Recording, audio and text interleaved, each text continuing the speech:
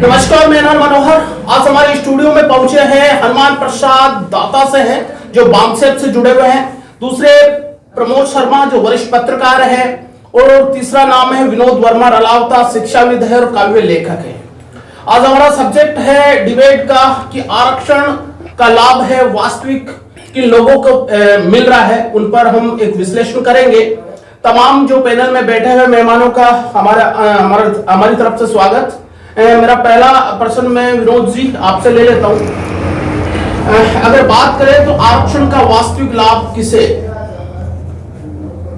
ये अपने आप में एक प्रश्न खड़ा हो जाता है कि जो सामाजिक आर्थिक या रूप से जो पिछड़ा हुआ वर्ग है, शैक्षणिक रूप से पिछड़ा हुआ वर्ग है, उन वर्ग को जो आरक्षण का लाभ है वो प्रॉपर वे में मिल रहा है या व्यवस्था में कहीं ना कहीं कुछ चूक, कुछ खामी?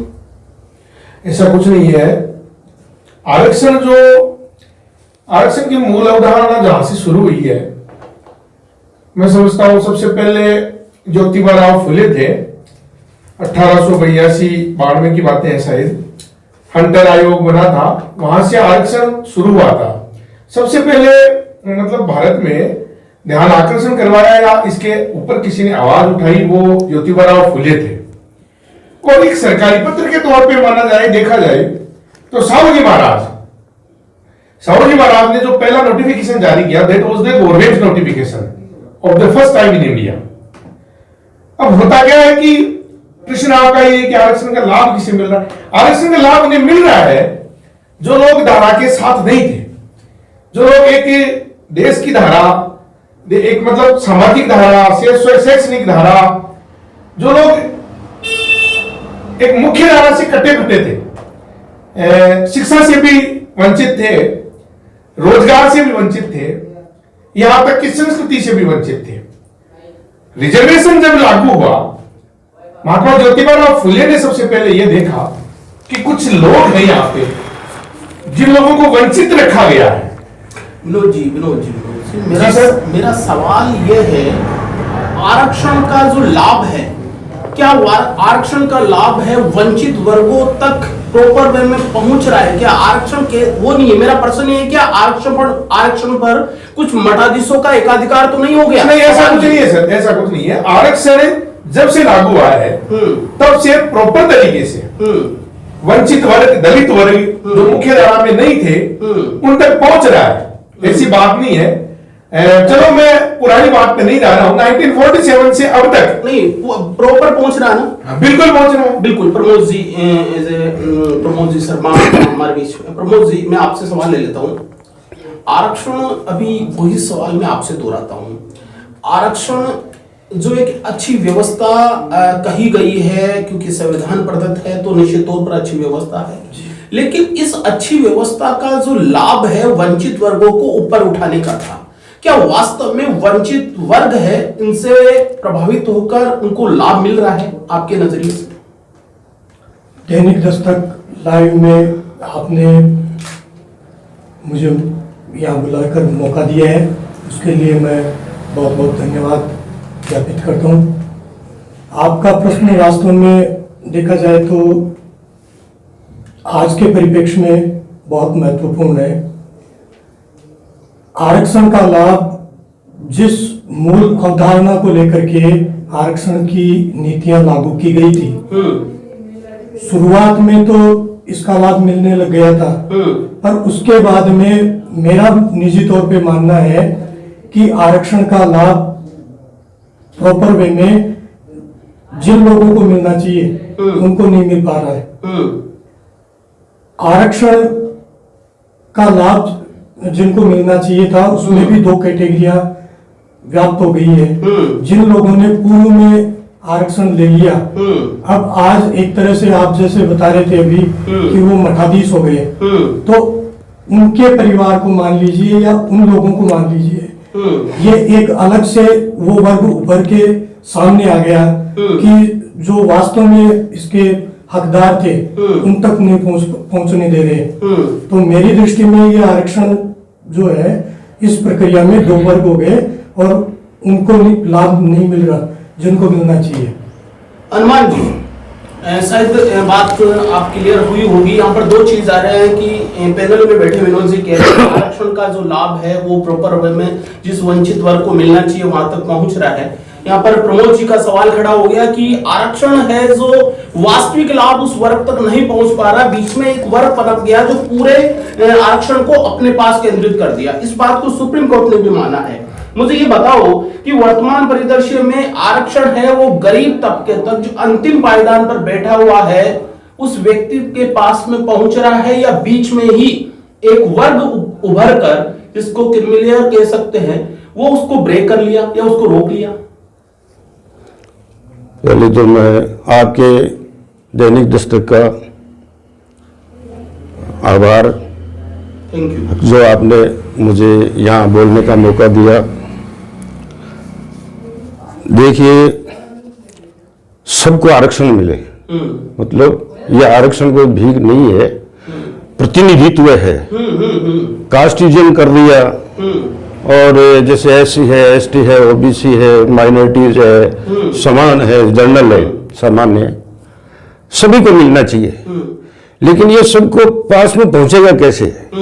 तो इसके लिए होना चाहिए था ये कि एक आईएएस या आईपीएस या एक मंत्री या मुख्यमंत्री, उनका बच्चा और एक गरीब का बच्चा एक स्कूल में पढ़ने जाए, और वो बच्चा जो गरीब का है वो नहीं पढ़ा पा रहा है उस बच्चे को, तो ये गवर्नमेंट की ड्यूटी है कि मंत्री या आईपीएस या अन्य कोई प्रथम क्लास का आदमी। आप सीधा सीधा बोलिए ना कि आरक्षण जो है उस वर्ग को एक मुख्यमंत्री। एक मिनट, सरकार की ड्यूटी है जो आदमी टैक्स दे रहा है उसके तक उसका लाभ पहुंचाए, तो वो क्यों नहीं जा रहा है बच्चा?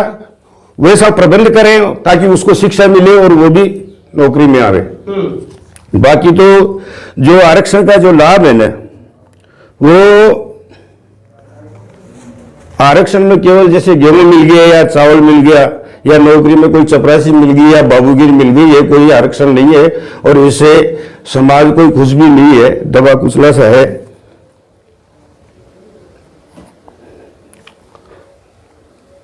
असली आरक्षण तो यह है कि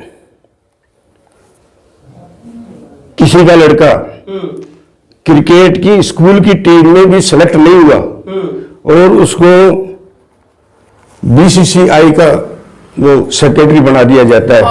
ये जी जी जी बिल्कुल बिल्कुल, आप दोबारा मैं आऊंगा। विनोद जी, आप मुझे बताइए, अभी आप बता रहे थे कि आरक्षण सही दिशा में जा रहा है, कहीं ना कहीं आपको महसूस नहीं होता है कि वर्तमान इस सामाजिक व्यवस्था पर नजर डाले तो बड़ा एक वर्ग है आज भी आरक्षण को लेकर मतलब काफी पिछड़ा हुआ है या आर्थिक रूप से? जबकि एक बात बताइए, सुप्रीम कोर्ट का कोई जज बन गया या सुप्रीम कोर्ट के अलावा जैसे मुख्य चुनाव आयुक्त बन गया, राष्ट्रपति बन गया, तमाम जो अगर आरक्षित पद पर वहां पहुंचने के बाद में भी क्या आरक्षण की आवश्यकता है? देखिए, सबसे बड़ी बात यह है कि जो ये अकुलाहट, ये जो डिजीज है ना, ये अभी पैदा हुई है, क्योंकि आरक्षण से वंचित वर्ग की पहली पीढ़ी अभी विश्वविद्यालय और नौकरी में पहुंची है, मात्र पहली पीढ़ी, और उनमें भी प्रॉब्लम ये क्रिएट हो रही है कि उस पहली पीढ़ी का जो 20% लोग, मात्र 20% लोग ऐसे हैं जो अभी सरकारी सेवाओं में पहुंचे आरक्षण की वजह से। और वो सेवाओं, किन सेवाओं में पहुंचा है? कोई सेकंड ग्रेड का टीचर बना है, कोई बाबू बना है, कोई चपरासी बना है। आरक्षण से अभी तक कोई मुख्यमंत्री नहीं बना, अभी तक कोई सुप्रीम कोर्ट का जज नहीं बना। कितने आईएएस, कितने आईपीएस है जो रिजर्वेशन से बने बैठे हैं। आप यदि फैक्ट्स में बात करेंगे तो आप पाएंगे करीब मतलब 1% भी आपको नहीं मिलेगा। एक तरफ आप कह रहे हो सुप्रीम कोर्ट ने माना है, सुप्रीम कोर्ट ने कभी नहीं माना। सुप्रीम कोर्ट ने जो माना है ना, that was the matter of OBC, not for SC ST, क्योंकि इस शब्द का सबसे पहले इन्वेंशन हुआ है तो वो हुआ है 1992 में इंदिरा साहनी बनाम संघवाद के नाम से एक केस दायर हुआ था, और उस समय 9 सुप्रीम कोर्ट के जजों ने मिलकर के एक टिप्पणी की थी, एक फैसला दिया था कि जो आप ये जो मलाईदार परत जो बोल रहे हो ना, क्रीमिलेयर जिसको बोलते हो आप, this is related only for the OBC, क्योंकि ओबीसी 91 के बाद में जब ओबीसी को रिजर्वेशन मिला तो वहां भी 91 के बाद में या 90 के बाद में उनकी जो प्रोग्रेस हुई तो वो देख के ये लगा कि अभी तक इन लोगों में क्रिमिलेयर है, और रिजर्वेशन जो SC/ST या जो दलित समाज का जो रिजर्वेशन है ना, वो उसमें कहीं भी आपको जातिगत संपन्नता नहीं मिलेगी। ओबीसी में आपको जातिगत संपन्नता। सवाल ये बात नहीं है सर। और सुनो सर, बात ये है कि आज भी वो जो 20% या 25% लोग जो सरकारी सेवाओं में रिजर्वेशन से आए हैं, उनके 12,000 मामले SC/ST आयोग के पास पेंडिंग पड़े हैं। ये ऐसे कोई तुक्के में बाहर करने से काम नहीं होना। नहीं, सरकारी सेवाओं में आने के बाद में, मेरी बात सुनिए सर, सरकारी सेवाओं में आने के बाद में भी उनके साथ भेदभाव हो रहा है, उनके साथ। तो बताओ फिर कहां से आप ये कह रहे हैं? प्रमोद जी, इस बात को दुरुस्त करें। अगर हम देश की सामाजिक व्यवस्था को देखें, आर्थिक संपन्नता से क्या जातिवाद खत्म हो जाता है? क्या कोई सरकारी सेवा में जाने के बाद में क्या उसके साथ में जाति भिन्नता नहीं होती है? तो आरक्षण क्या आर्थिक रूप से समृद्ध होने से ही आरक्षण को बंद कर देना चाहिए, या फिर अभी आप कह रहे हो कि नहीं, आरक्षण वास्तव में उस वर्ग के पास में नहीं पहुंचा है, तो माने कि जिला कलेक्टर कोई बन गया, क्या जिला कलेक्टर को हम आरक्षण नहीं देना चाहिए? या फिर अगर मान लीजिए कोई और प्रशासनिक पद पर चला गया, यूनिवर्सिटी में अगर कोई मान लीजिए कि कोई प्रोफेसर बन गया, तो उन लोगों को आरक्षण मिलना चाहिए या नहीं मिलना चाहिए? आप मुझे दो बातें समझाइए। पहली चीज तो मिलना चाहिए नहीं मिलना चाहिए, चीज तो आपने पहले बता दी, लेकिन मैं ये कह रहा हूं कि क्या आर्थिक रूप से समृद्ध होने से सामाजिक संबंधता भी आ जाती है क्या? क्या उसके साथ में जो विभेद होता है वो बंद हो जाता है क्या? आपने जो प्रश्न किया है उसी में इसका उत्तर भी मिलेगा जी। मेरा मानना यह है कि आरक्षण का लाभ सबको मिलना चाहिए। भारतीय संविधान में आरक्षण की जो रूपरेखा बनी है वो बहुत अच्छे तरीके से बनी है, और ये बात अलग है कि वो केवल 10 साल के लिए उस समय उस कमेटी ने लागू रखने के लिए बोला था, लेकिन लेकिन वो मेरे दृष्टिकोण में वो ये कहता है कि वो एक ट्रायल था, उसके बाद भी अगर आवश्यकता होती है और नीचे के कैटेगरी तक अगर वो उसका लाभ नहीं मिलता है तो उसको बढ़ाया जाना चाहिए, और वास्तव में वो बढ़ भी रहा है। कोई भी सरकार आरक्षण को बंद नहीं कर सकती, ये निश्चित तौर पे है, और उसको बंद नहीं किया जाना चाहिए। रहा सवाल आपका कि जिसने एक बार आरक्षण का लाभ ले लिया, मेरी दृष्टि में उसको अपने अन्य भाइयों के लिए उस कैटेगरी से स्वतः बाहर हो जाना चाहिए। मुझे बताओ हनुमान जी, ये कैसे सुनिश्चित हो कि आरक्षण का लाभ SC/ST के अंतिम पायदान तक पहुंचे? ये कैसे सुनिश्चित हो? कोई आप रोड मैप आपकी तरफ से? वही तो मैं बता रहा हूँ भाई, सबके लिए शिक्षा समान हो तो वहां तक भी पहुंच जाएगा, लेकिन सरकार चाहती नहीं है। सरकार चाहे ये बीजेपी हो चाहे कांग्रेस हो, चाहती नहीं है। शिक्षा तो सबके लिए समान ही है ना? कहाँ समान है? मैं कह रहा हूँ भाई, जो टैक्स दे रहा है एक गरीब आदमी, उसके बच्चे नहीं पढ़ेंगे? एक बार बताइए, डॉक्टर, एक मेरी बात सुनिए, आप बीच में काटिए मत। डॉक्टर अम्बेडकर के 14 बाबा साहब के पिताजी के 14 संतान थे, 2 उनके माँ बाप और 13 भाई, और वो संभालने वाले थे तब वो पढ़ने गया, तब बाबा साहब पढ़ने गए। और वैसे ही मैं सबसे परिवार में छोटा हूं, और मेरे को संभालने वाले 7 थे, 2 मेरे माँ बाप और 6 मेरे बहन भाई, तो मैं स्कूल में जा पाया, वरना तो मैं नहीं जा पाता। तो ये गवर्नमेंट को सोचना चाहिए, टैक्स हमसे ले रही है, उनके बच्चे क्यों नहीं जा रहे? ये उनकी ड्यूटी है। और फिर आप देखिए, आरक्षण का एक्चुअल के अंदर जो सदियों से लाभ उठा रहा है, वही लाभ आज उठा रहा है। आरक्षण खत्म कीजिए, लेकिन उनका कहते करिए जिन्होंने जो सदियों से उठाया लाभ। मैं बता रहा हूं आपको। मैं एक बार आप शांति से सुनिए। क्वेश्चन ये नहीं है कि, मेरा सवाल ये है कि जो आरक्षण जो है ना, ये आरक्षण में हम बात करते हैं SC/ST OBC के लिए जो आरक्षण है, थोड़ी देर समझिएगा। मैं SC/ST OBC के लिए मैं बात कर रहा हूं कि क्या आरक्षण का जो लाभ है गरीब पायदान तक, आर्थिक रूप से, सामाजिक रूप से, शैक्षणिक रूप से पिछड़े हुए लोगों को प्रॉपर वर्ग में जा रहा है, या बीच में जो संपन्न वर्ग निकला है, जिसको हम ये कह रहे हैं कि भाई प्रोफेसर हो या फिर जिला कलेक्टर हो या फिर सुप्रीम कोर्ट का जजेस हो, जो भी हो, ये एक पीढ़ी आरक्षण ले लेती है, उसकी दूसरी पीढ़ी आरक्षण ले लेती है, लगातार वो पीढ़ी आरक्षण का लाभ ले रही है। ये एक बनावटी है कि आरक्षण है ओबीसी को भी मिल गया, एससी को भी मिल गया, एसटी को मिल गया, अदरवाइज माइनॉरिटी में भी मिल रहा है, ये सब गलत है। प्रोफेसर वाली जो बात कही वो 2011 का गवर्नमेंट का रिकॉर्ड है, 496 पोस्ट है प्रोफेसर की वाइस वीसी कॉलेजों के अंदर, उसके अंदर 6 एससी है, 6 एसटी है और बाकी 36 वो ओबीसी है, टोटल 48, बाकी 448 कौन खा रहा है? एक सीधा अकेले ब्राह्मण और उच्च जाति के लोग ही तो खा रहे हैं। व्यवस्था ठीक है क्या, मुझे ये बताओ। नहीं है ठीक आरक्षण की व्यवस्था, उसमें कानूनी व्यवस्था करिए, करवानी चाहिए। ये कह रहा हूं, देखिए आज जैसे किसान लड़ रहा है कि एमएसपी के ऊपर गारंटी कानून हो और जो गलती करता है उसको सजा का प्रावधान हो, आरक्षण के अंदर जो चूक करता है उसके लिए सजा का प्रावधान और कानून बनना चाहिए। ये एक बात मैं आपसे ले रहा हूं, हाँ बोलिए। मैं एक बात लेना चाह रहा हूं, आरक्षण की अगर व्यवस्था अभी बार बार आप कह रहे थे कि नहीं ऐसा नहीं है कोई वर्ग, लेकिन मैं देख रहा हूं जैसे बिहार का एग्जांपल सेट करें अपन, बिहार में आरक्षण की व्यवस्था करी है, महादलित एक और वहां पर एक वो कर दिया व्यवस्था कि भाई आरक्षण में एक और लोग हैं जो बहुत ज्यादा पिछड़ चुके हैं। तो ऐसा नहीं है कि जैसे बिहार, अगर हम बात करें यूपी की बात करें तो वहां पर जाति आधारित आरक्षण में एक जाति का ही बाहुल्य लोग हैं जो ज्यादा पदों पर जा रहे हैं, बाकी पिछड़ गए। क्या ऐसा समय नहीं आया कि जो बिहार वाला मॉडल है, जो महादलित वाली जो चीज है, उन लोगों को आरक्षण देने के लिए एक इस तरह का एक फॉर्मूला और राज्य भी अपनाए?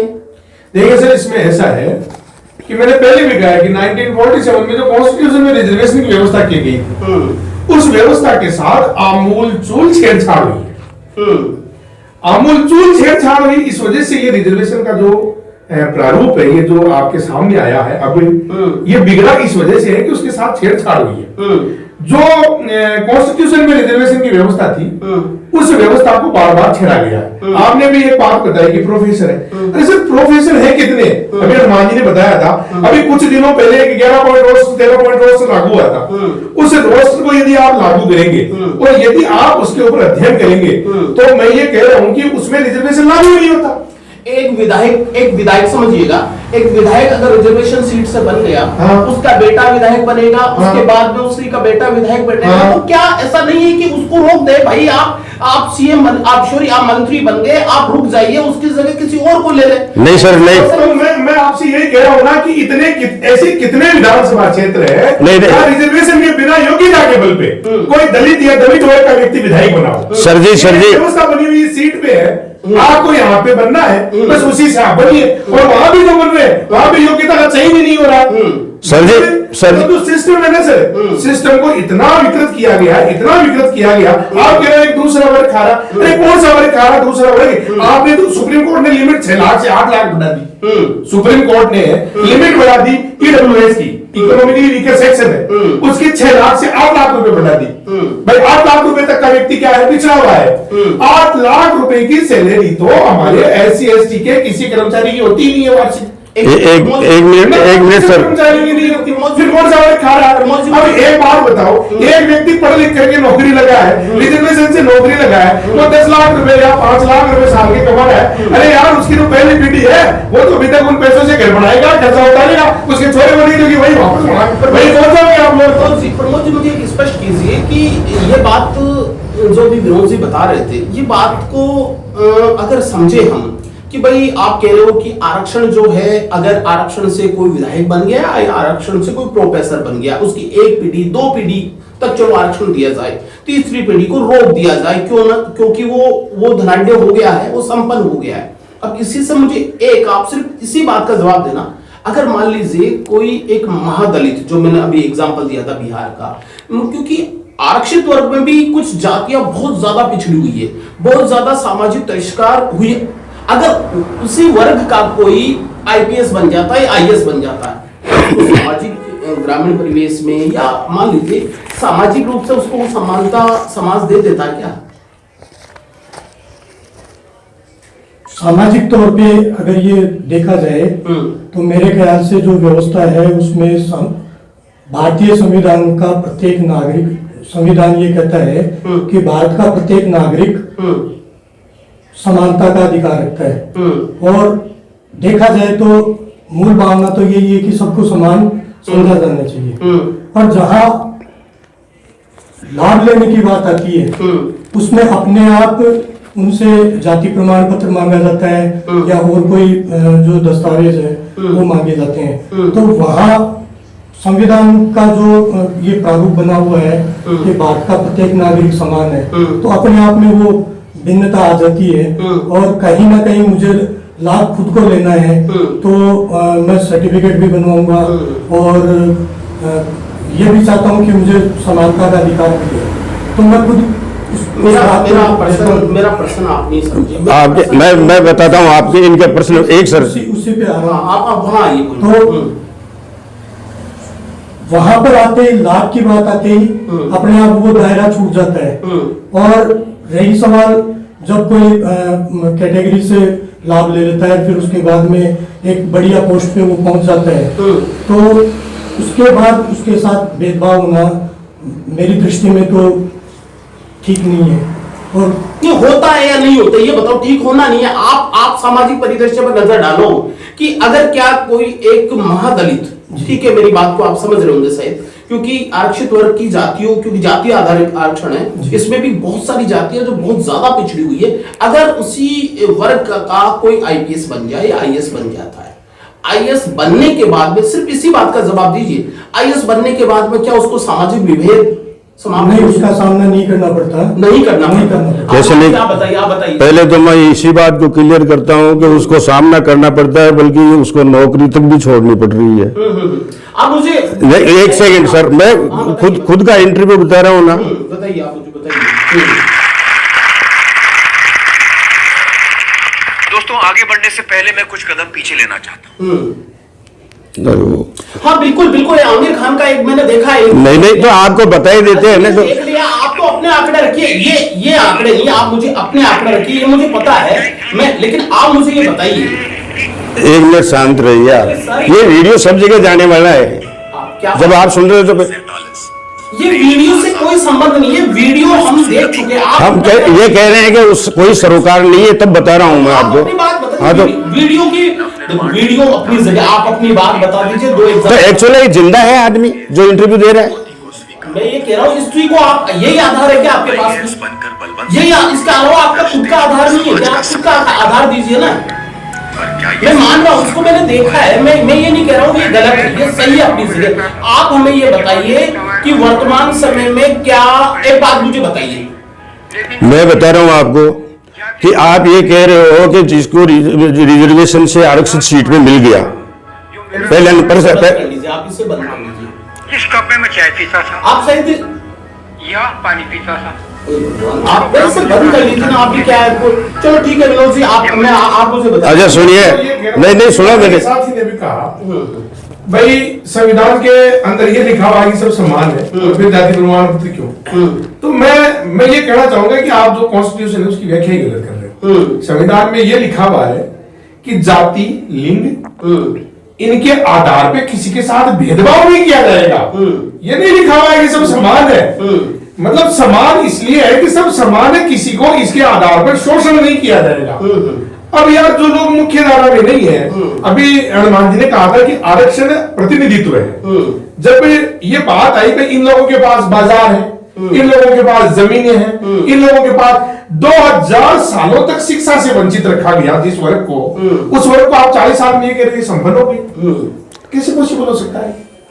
नहीं, वो एक आरक्षित वाली सीट वाली भी बात बता देता हूं आपको कि जो 1935 में सेकेंड इंडिया एक्ट बना और 1937 में इलेक्शन हुआ, गांधी जी ने उस पूना पैक्ट के अंदर स्वीकार कर लिया था कि जो आरक्षित सीट होगी ना उसमें राजनीतिक दल अन्य जिसका सर्वे सर्वा सवर्ण है, सुना एक मिनट, वो आके आरक्षित सीट पे उम्मीदवार खड़ा नहीं करेगा। लेकिन आप जो तर्क दे रहे हो वो मेरा सवाल नहीं है, मेरा सवाल का ही जवाब दे। मैं बोलूं कि मैं ये कह रहा हूं, सवाल कैसे नहीं है साहब, क्या बात करते हो? एक, हाँ, आपका सवाल यही है कि आरक्षित वाले को छोड़ दिया जाए। वो आरक्षित है कहाँ? सीट आरक्षित है कहां? वो तो किसी बीजेपी के खाते में जाके बैठती है, कहीं कांग्रेस के, कहीं कम्युनिस्ट के। वो बात करती है तो पार्टियों की बात करते हैं, हमारी SC ST OBC की बात थोड़ी करता है वो कोई। एक छोटा सा सवाल, हाँ। सीधा जवाब देना। मीरा कुमार जो लोकसभा के स्पीकर बने थे, ठीक है, और जगजीवन राम की बेटी थी, क्या उसकी आने वाली पीढ़ी को आरक्षण मिलना चाहिए? पहला सवाल, थोड़ा रुकना, ठीक है। अगर मान लीजिए कि अपन उपराष्ट्रपति की बात करें, नारायणन जी की बात करें, तो क्या नारायणन उनको भी उनकी आने वाली पीढ़ी को आरक्षण मिलना चाहिए? मुझे सिर्फ यही बता दीजिए, जिनका पिताजी, जो मैं कह रहा हूँ, बाबू जगजीवन राम से आरक्षण शुरू हो जाता है, जैसे प्रधानमंत्री तक जाते हैं, वो गृह मंत्री भी बनते हैं, वो मैं ये कह रहा हूँ कि सामाजिक न्याय मंत्री भी बन जाता है, उसके बाद में उसकी बेटी है स्पीकर बन जाती है, उसके बाद में जो उसकी पीढ़ी को मिलना चाहिए, क्या? सिर्फ ये जवाब दीजिए आप। हर राजनेता को कहीं भी अपना सेवा के लिए जनता की प्रतिनिधित्व करने का अधिकार है, वो करे। लेकिन जहां कैटेगरी बांट दी गई है ना, वो उन जो स्वर्ण कैटेगरी से हाईकमान जो है वो नहीं खड़ा करना चाहिए उसको। जहां रिजर्व सीट है, चाहे SC की है चाहे ST की है, तो उनके ही उम्मीदवार खड़े होने चाहिए और उनके समाज के स्तर पे ही होने चाहिए। ये था आरक्षित सीटों का। आरक्षित सीटों का संविधान के सेकेंड इंडिया एक्ट में उसका वायलेशन हुआ, और अब जो संविधान बना उसके अंदर उसका आपके पास में बात। सर मैं यही कह रहा हूं ना आपको कि ये जो उल्लंघन हो रहा है, ये बहस ये गलत तरीके से हो रही है। मतलब आप उन चीजों को ले रहे हो जो नगण्य है, जिनको मैं ये मानता हूं नेग्लेक्टेड है। एक साइंस में है, हम मानते ही नहीं है कि वो विनोद जी सुप्रीम कोर्ट को मानते हो? हाँ, मानता हूं। सुप्रीम कोर्ट का 16 नवंबर 2012 का 9 सदस्यीय पीठ का जो अभी आपने बात किया, उसके 3 फैसला आए थे इंपोर्टेंट। उसमें से पहला फैसला ये था कि उसमें शायद उन्होंने ये बताया था कि जो क्रिमिनल की जो बात हो रही है, मैंने कहा आपसे पूरी बात सुने, आपने सिर्फ एक अधूरी बात बताई है कि OBC को उस लेयर को है, लेकिन उसके बाद में उन्होंने ये भी बताया है, आपको पता होना चाहिए, उन्होंने ये भी बताया कि अगर ये जो आरक्षित वर्ग है उस आरक्षण दे दीजिए आप, लेकिन क्या इस वर्ग में ऐसे लोगों को आरक्षण नहीं मिलना चाहिए जो ऑलरेडी उस चीज में संपन्न हो गए? पहला। दूसरी बात उन्होंने ये बताया कि आरक्षण से कार्य क्षमता या प्रशासनिक दक्षता वो प्रभावित नहीं होनी चाहिए। तीसरी बात उन्होंने ये भी बताया थी कि पदोन्नति में आरक्षण कैसा। इन तमाम बातों को सुप्रीम कोर्ट को तो मानोगे आप, लेकिन मैं ये कह रहा हूँ कि सुप्रीम कोर्ट को सबसे पहले सरकारों ने नहीं माना। सरकारों ने नहीं माना। सबसे पहले तो उन्होंने ये कहा कि 50% आरक्षण की सीमा को आप लागू के नहीं। सबसे पहले तमिलनाडु ने 69 किया, और तमिलनाडु ने 69 करते ही आपकी केंद्र सरकार ने उसको नवी अनुसूची में डाला कि उसकी न्यायिक व्याख्या नहीं हो, भाई वो कोर्ट में चैलेंज नहीं हो। और उसके बाद में हर स्टेट ने, खुद सेंटर ने उस पूरे 50% सीमा को लांघ करके उस आरक्षण का सत्यानाश कर दिया। अभी तो वो 50% भी तो अन्याय था। 15% को 50% और 85% को सुप्रीम कोर्ट की बात को 50% को ही उन्होंने आगे तक उनको फैला दिया। और ये जो 10% EWS दिया गया है, ये तो उस 50 में से ही दिया गया है। ये सीधा 60% तक पहुंचता है, किसी भी स्टेट में चले जाओ। ये अपना सवाल मेरे हिसाब से बहस का या हमारे विश्लेषण का जो सवाल है ना, देखो सर, सवाल विश्लेषण का और बहस का यही है कि आप ये मानते हैं कि रिजर्वेशन जिनको मिल गया वो कोई क्रिमिनल में आ गए या कोई वो मान लो बाबू जगजीवन राम मिल गया। मैं आपको कह रहा था, बात सुनो मेरी, साइंस में एक टर्म है ऑस्टियोपोरोसिस। वो उसके चोंच में दांत होते हैं, एक पक्षी है उसके चोंच में दांत होते हैं। इसका मतलब ये नहीं है कि सभी पक्षियों के चोंच में दांत होते हैं, ये तो एक्सेप्शंस है, और एक्सेप्शंस आपको सब जगह मिलेंगे। There can not be rules, और कभी नियम नहीं बनते। कितने बाबू जगजीवन राम बने यार? क्या एक बाबू जगजीवन राम को लेके बैठे हो, एक KR नारायणन को लेके बैठे हो? कितने KR नारायणन बने? मेरे को बताओ, कितने बैठा दिए सैंक्शन इन मठों में आरक्षण की व्यवस्था लागू है? उनका बेटा है उसी मठ को संभालना है। इतनी तकलीफ क्यों हो रही है? मैंने अभी एक सीधा सवाल पूछा है कि एक महादलित वर्ग का अगर कोई कलेक्टर बन जाए, क्या गांव का ग्रामीण उसको अपने साथ खाना खिला लेगा? क्या व्यवस्था ये कहती है? क्या जब व्यवस्था ऐसी नहीं कहती है तो इतना इंतजार क्यों नहीं होना चाहिए कि आरक्षण और चलना चाहिए?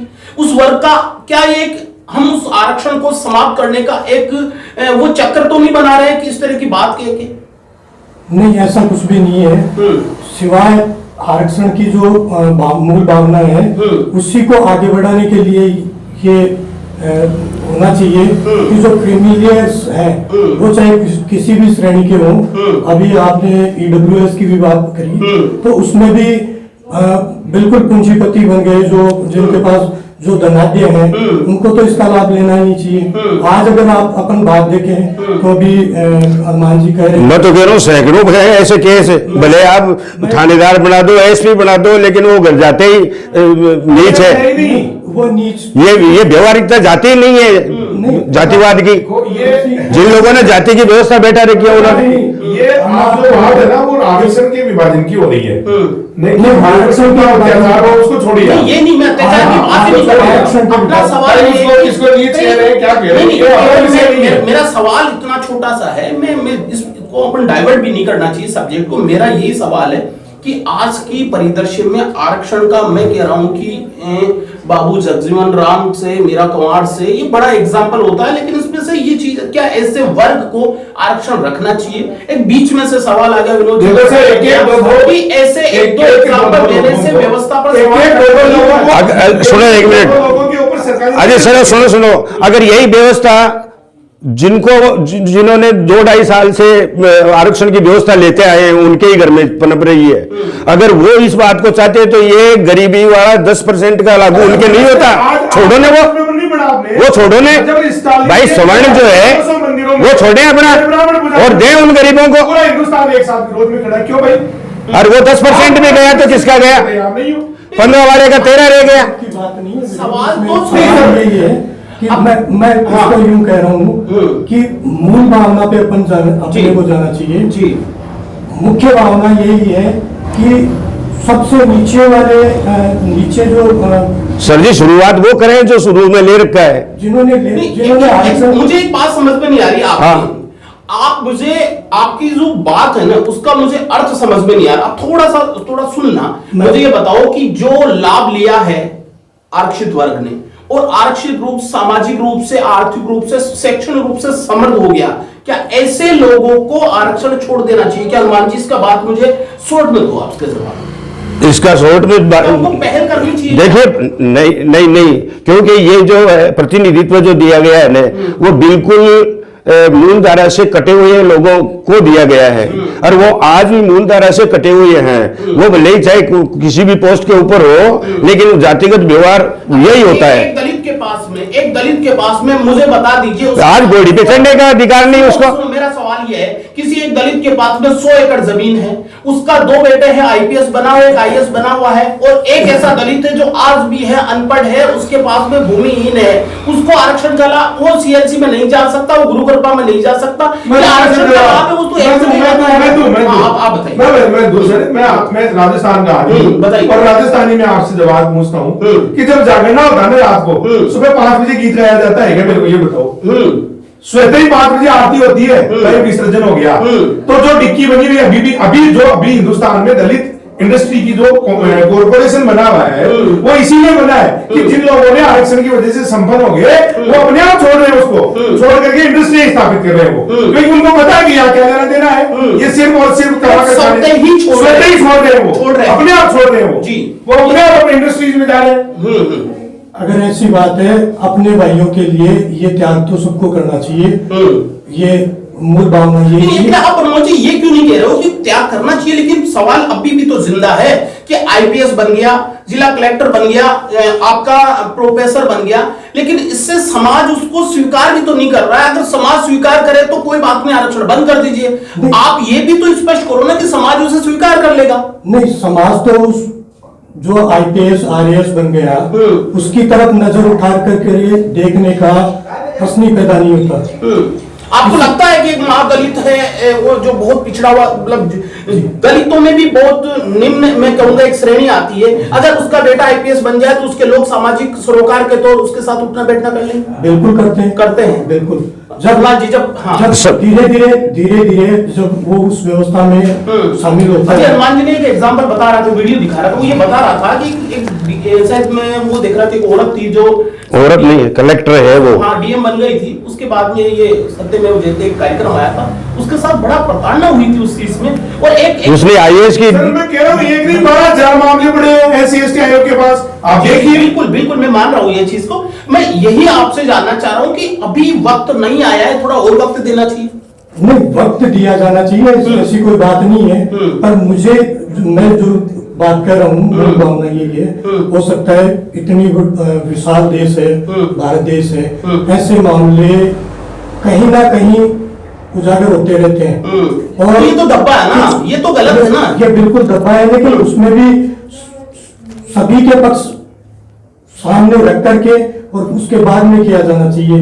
किसी को भी आज गाली गलौज की या आवश्यकता नहीं है, बिल्कुल भी नहीं है। और ये जो व्यवस्था है इसका लाभ सबको मिलना चाहिए, चाहे वो ऊपर के तबके का हो विनोद जी मुझे या एक बात नीचे के बताइए, तबके का हो। विनोद जी एक बात बताइए, क्रीमी लेयर जैसी व्यवस्था जो भी सुप्रीम कोर्ट का एक शब्द आया है, शायद इंदिरा साहनी ने पहले बार इसमें अपने जजमेंट में कहा है, मुझे एक बात बताइए, जब क्रीमी लेयर जैसी व्यवस्था अगर न्यायिक दृष्टि से लागू हो जाए, सुप्रीम कोर्ट के लागू हो जाए, तो ऐसा तो नहीं कि जो दलित वर्ग है वो बड़ी पोस्टों पर अप्लाई करना ही बंद कर देंगे आरक्षण के खात्मे के दर से, या ऐसा है सर, बड़ी पोस्टों में अप्लाई करना बंद नहीं करेंगे। मैंने सबसे पहले तो आपकी इस बात को मैं पहले सिरे से खारिज करता हूँ। क्रीमी लेयर जो शब्द है वो SC/ST आरक्षण के लिए इंदिरा साहनी ने यूज नहीं किया। ये क्रीमी लेयर शब्द यूज हुआ है केवल और केवल OBC के लिए। वो तो 2018 की बात है। तो और अब वहां से ये शुरू है सर, ये जो SC/ST के लिए SC/ST के लिए फिर वहां से शुरू हाँ। वहां से फिर क्या है कि लोगों ने उसको डिमांड किया भाई यहाँ क्यों नहीं लागू हो रहा है। तो मैं आपसे बार बार ये कह रहा हूं ना कि सरकारें चलती है फैक्चुअल पे, सरकारें चलती है औसत पे। आप किसी गांव में किसी गांव के अहाते में जाकर के वहां रहने वाले 100 परिवारों में से एक संपन्न परिवार को पकड़ करके ये नहीं कह सकते कि देखिए पूरा वर्ग संपन्न हो गया। 99 तो आज भी वहीं बैठे हैं यार। अब वो एक 97 मेरा सवाल यही उठता है कि 99 वाले को आप लोग कैसे लाभ दोगे? ये व्यवस्था कौन देगा लाभ? ये जो कौन व्यवस्था देगा जिसने ले लिया वो? जो लगातार इतने वर्षों से चल रही है व्यवस्था, उसमें एक वर्ग अभी भी पिछड़ा हुआ है, तो महादलित बना हुआ है। ये महादलित तो मेरी बात यही तो मैं कह रहा हूं ना। अरे सर जी, ये तो एक भी नहीं था ना। एक टाइम ऐसा था कि एक भी व्यक्ति नहीं था संपन्न। अब 1 हुआ, 2 हुआ, 3 हुआ, 4 हुआ। धीरे धीरे यदि ये व्यवस्थाएं रहेगी लागू तो सब होंगे। अब यदि इन व्यवस्थाओं को लेकिन जैसे एक जो परिवार है ना, चाहे वो मोटरसाइकिल यूज नहीं करता है, डीजल तेल वगैरह नहीं, शराब भी नहीं पीता है, उसके बावजूद भी अपनी साधारण कमाई का उसको 2 प्रकार के लाभ भी मिलते हैं। 1 रुपए वाला गेहूं भी खाता है, वो 100 रुपए का आता है 1 महीने का, क्या आता है वो। और उसके घर में विधवा है तो 500 रुपए वो भी लेता है, या उसके घर में वृद्ध है तो उसके 60 पैसे मतलब 1000 रुपए लेता है। उसके बावजूद वो परिवार 5 साल में गवर्नमेंट को टैक्स के रूप में 1,62,000 रुपए देता है। ये कैलकुलेशन निकला हुआ है मेरा। जब 1,62,000 मैं कह रहा हूं जो सरकार टैक्स ले रही है उसकी ड्यूटी नहीं बनती क्या? वो उसके समाज के टीचर नहीं लगा सकते? मेरे को पढ़ाने वाला जिस टाइम पे पढ़ाया वो 5वीं क्लास भी नहीं पास था, टीचर दीपाराम पारिक। उसके बाद में हो सकता है उन्होंने फर्जी सर्टिफिकेट बना लिया होगा, लेकिन वो 10वीं क्लास पास नहीं था। तो जो 5वीं क्लास का टीचर मेरे को पढ़ा सकता है तो और किसी को नहीं पढ़ा सकता। उसके परिवार में 5-10 क्लास के नहीं है, सरकार चाहे तो बढ़ सकती है, उसको वजीफा दे करके उनको मुख्य धारा में ला सकते हैं। 1 मिनट में और लूंगा आपका। मैं प्रमोद जी आपके पास जा रहा हूं। मुझे ये चीज जो व्यवस्था की जो बात चल रही थी, भाई आरक्षित वर्ग में एक वर्ग है जिसके पास लाभ नहीं पहुंच रहा, आप ये कह रहे हो, और आप ये चाह रहे हो कि जो वर्ग नहीं पहुंच रहा उसको लाभ मिलना चाहिए। लेकिन उसका लाभ मिलना चाहिए, ठीक है, लेकिन आप किसी और को रोक के उसको लाभ देना, हाँ गलत है। मैं ये कहता हूँ कि आरक्षण का जो व्यवस्था लागू हुई, अपने को उस मूल भावना में जाना चाहिए। बिल्कुल उसकी भावना ये थी कि सभी लोगों को समानता से एक के बाद एक लाभ मिलते जाएंगे। मुख्य धारा में जुड़े सभी। और मुख्य धारा में जुड़ जाएंगे कब 100 लोग हैं, उसमें से रिजर्वेशन का आप ये मान के चलिए कि 30 सीटों पे वो चयन होता है 1 साल के लिए।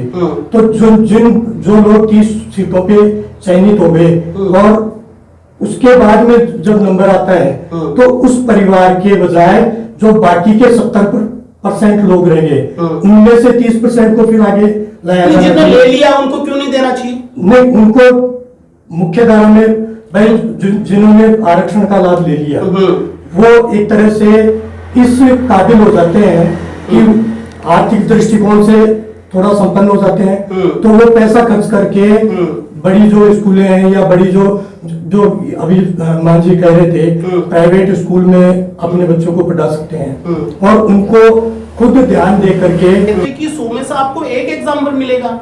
नहीं, वो खुद क्यों करे? गवर्नमेंट टैक्स ले रही है उनका, तो गवर्नमेंट उनके लिए टीचर उपलब्ध करावे। गवर्नमेंट तो मैं व्यवस्था ही आपसे करे ये कि कह रहा हूँ कि 100 लोगों में से 30 लोगों ने रिजर्वेशन ले लिया और वो संपन्न हो गए।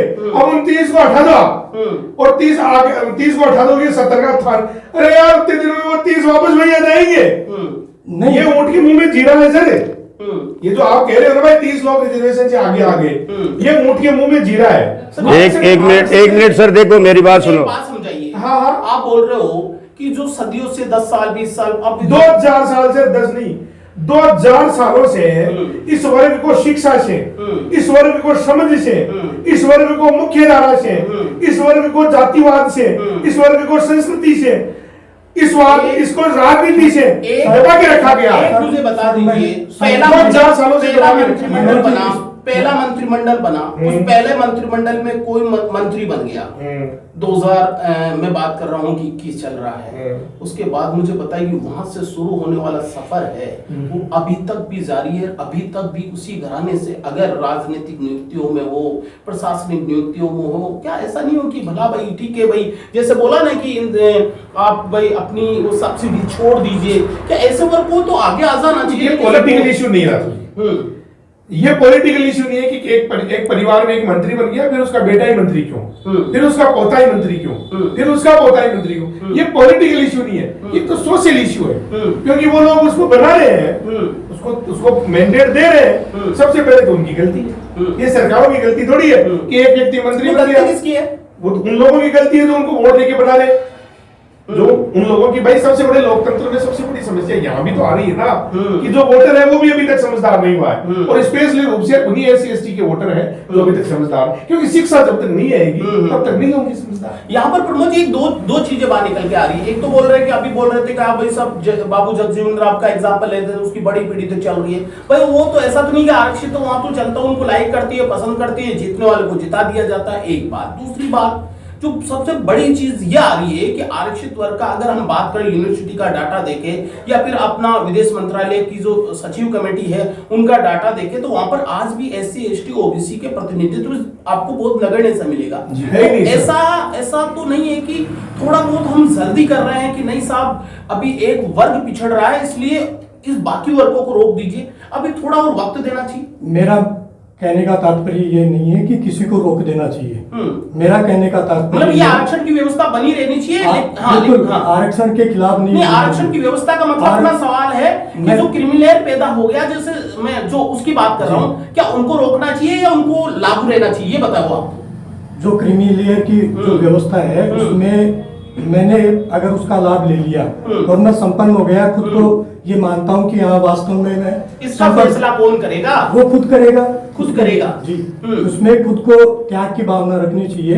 मैं खुद करूंगा और मेरा दायित्व ये बनता है कि मैं मेरे समाज उनके साथ बैठ के खाना खा लेगा। मेरा समाज उनके साथ बैठ के खाना खाएगा। मैं बता रहा हूँ क्यों नहीं खाएगा।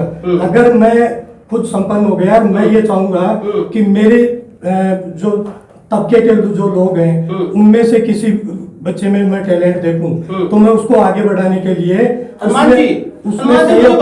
मैं आपके आरक्षण वाली बात के ऊपर सुनो मेरी बात है। नहीं साहब, सवाल पहले आपका आरक्षण का जो वास्तविक लाभ जिन्होंने लिया ने समय नहीं दिया आपने, फिर उधर ले गए। आरक्षण का सिर्फ बिना इंटरव्यू के और अपने पारिवारिक पृष्ठभूमि के आधार पर ही सुप्रीम कोर्ट के जज बनते हैं। सबसे ज्यादा आरक्षण वहां है। दूसरे और जब बिना किसी परीक्षा के सरकारी अनुदान पर पीएचडी वगैरह करके सरकारी अनुदान पर अपने भाई भतीजों को कॉलेज यूनिवर्सिटी में लेक्चरर और प्रोफेसर की पदोन्नति वो पद दे देते हैं। ये है आरक्षण। आरक्षण जिनके लिए आप कह रहे हो ना SC ST आरक्षण में सारे यही समझते हैं SC ST को मिलता है, लेकिन जिनको आरक्षण मिल रहा है नहीं, जिनको आप मानते हो भाई इनको नहीं मिल रहा है, वो खाए जा रहे हैं। अब सुनो आप मेरी बात, नहीं आप मेरे 1 मिनट ये पूरा, जब लेटरल एंट्री के जरिए सिविल सेवा में सीधे नियुक्ति दे दी जाती है, उसे कहते हैं आरक्षण। आरक्षण तो उनको मिल रहा है। आप बिना देखो सुनो आप, अच्छा रहेगा आप पर्सन के बिना जवाब दे रहे हो। पर्सन क्या है, जवाब क्या है, मैं ये कहना चाह रहा हूं। मेरा भाई मैं कह रहा हूं वास्तविक लाभ कौन उठा रहा है आरक्षण का? आरक्षण का आपका जवाब, आरक्षण का वास्तविक लाभ कौन उठा रहे हैं? ये हनुमान जी ने बहुत मतलब इस पूरी डिबेट को, मैं शायद अब खत्म है इसका लास्ट, लेकिन उन्होंने दूसरी तरफ मोड़ी है। मुझे एक बात बताओ, आप सुप्रीम कोर्ट के चीफ जस्टिस की बात करें तो एक वर्ग विशेष की बात करें, हम बात करते हैं जैसे एक बड़ा वर्ग है, जैसे एक सवर्ण वर्ग की बात करें, उन सब अगर लिस्टेड देखोगे आप लगभग उनमें से तो सवर्ण वर्ग का एक तरह का कब्जा सा रहा है, अगर ज्यादातर बने तो। क्या ये जो आरक्षित वर्ग में आप क्रिमिनल की बात कर रहे हो तो ऐसा भी तो होना चाहिए ना कि जैसे उसमें एक जैसे मिश्रा बन गया, पांडे बन गया, तो उसमें से अगर कोई एक सवर्ण वर्ग में भी एक वर्ग ही जैसे जा रहा है तो उनको भी तो क्रिमिनल की तरह छोड़ देना चाहिए या उनको रोक देना चाहिए। बाकी तो बहुत सारे जो बेचारे आर्थिक दृष्टि से तो सवर्ण कास्ट में भी तो दलित है। बिल्कुल, क्या ऐसा उधर भी होना चाहिए? बिल्कुल, ये मेरा जो कहने की शुरुआत है वो यही है कि जो संपन्न हो गया उस व्यक्ति को स्वतः छोड़ देना चाहिए, वो चाहे जनरल कास्ट का हो, वो चाहे अदर। 15% लोगों को सर जी, 15% लोगों को 79.58% रिजर्वेशन मिला हुआ है। 80% में से कोई थोड़ा सा ही बाकी है। बाकी जो 85% लोग हैं ना SC ST OBC और माइनॉरिटी के, उन लोगों को ये जो 20% के अंदर गुजारा कर रखा है उन्होंने, तो फिर आप कैसे कर रहे हैं? और डिबेट का अंतिम में लास्ट कमेंट चाहूंगा मैं। अगर बिहार और यूपी की बात करूं तो बिहार और यूपी में आरक्षण का अगर संचय हुए एक जाति के पास में, वहां पर बहुत सारी चीज छूट गई, तो इसमें थोड़ा सा बदलाव नहीं चाहते हो क्या? नहीं, आरक्षण की मतलब क्या कहना चाह रहे हो? मैं पर्सन ये कहना चाह रहा हूँ जो आरक्षण का जो लाभ मिलना चाहिए, डीएम मिलना चाहिए, डीएम बनना जैसे सरकार की तरफ से या जो भी प्रशासनिक सेवाओं में जाते हैं, तो वहां पर एक वर्ग है, चाहे मैं SC ST की बात नहीं, मैं OBC की तरफ इशारा कर रहा हूँ। मैं कह रहा हूँ वहां पर एक जाति है वो बड़ा प्रशासनिक लेवल पर काबिज हो गई है आरक्षण के कारण, बाकी बड़ा वर्ग छूट गया। OBC में भी देख लीजिए, SC ST में तो कई जगह, मैं सब जगह तो नहीं कहूंगा, मैं एग्जांपल यूपी का दिया है आपको। तो उस तरह से अगर कोई व्यवस्था में खामी हो कि एक ही जाति आरक्षण का लाभ ले रही है, एक जाति बिल्कुल भी, जैसे निषाद है, कुछ जातियां ऐसी है जो बिल्कुल नहीं ले रही है, तो इसमें थोड़ा बदलाव होना चाहिए। देखो सर, ये बदलाव तभी होगा जब शिक्षा का प्रसार, मतलब एक सबसे बड़ी बात यह है कि लोक कल्याणकारी राज्य, लोक कल्याणकारी राज्य की सबसे पहली मूलभूत आवश्यकता और मूलभूत जरूरत यह है कि वो अपने नागरिकों को एजुकेशन के लिए प्रेरित करे, उनको शिक्षा दे।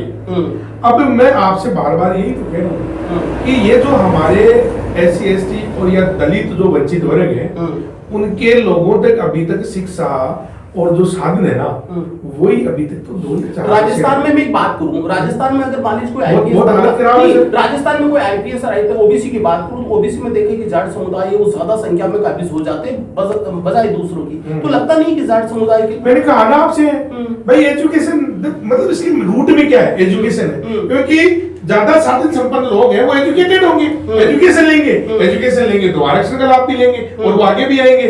बेचारे निषाद है, यहाँ जो बावड़िए हैं, बावड़ी एक जाति है राजस्थान में, वो उनके पास अभी तक घर नहीं है, उनके पास यही तो चल रहा है कि आप इनके लिए तो कुछ छोड़ दीजिए। उनके लिए कौन करेगा? तो सर सरकारें करेगी उनके लिए, जो चुन करके सरकारें आ रही है वो करेंगी उनके लिए ये थोड़ी है, मेरी बात सुनिए, उनके लिए थोड़ी है कि एक खेत में 4 बावड़ियों के घर है और एक बावड़िया बेचारा पढ़ लिख करके अपने घर को मकान बना लिया, तो इसका मतलब ये थोड़ी है वही बावड़िया अपना घर उन तीनों को दे दे, वो दे देगा तो वो वापस वहां जाएगा। नहीं, घर देने की बात नहीं है सर, वो जब संपन्न हो गया तो उसका दायित्व ये बनता है कि बाकी के 3 लोग हैं उनके लिए मैं क्या करूं, तो कौन करे? वे कैसे करे कह रहा हूं, जब पहली बेटी पहुंची है अभी तक सर, किसको संपर्क कह रहे हो आप? डाणी डाणी में प्राइमरी स्कूलें चली थी शिक्षा देने के लिए, वो स्कूलें गवर्नमेंट ने बंद क्यों करी? बेटी ही। एक एक करके, एक एक करके। 3,500 स्कूलें बंद कर दी गवर्नमेंट ने, क्योंकि एक प्रमोद जी, ये बात तो सवाल उठता है, लास्ट जा रहा है, ये सवाल तो उठता है कि भाई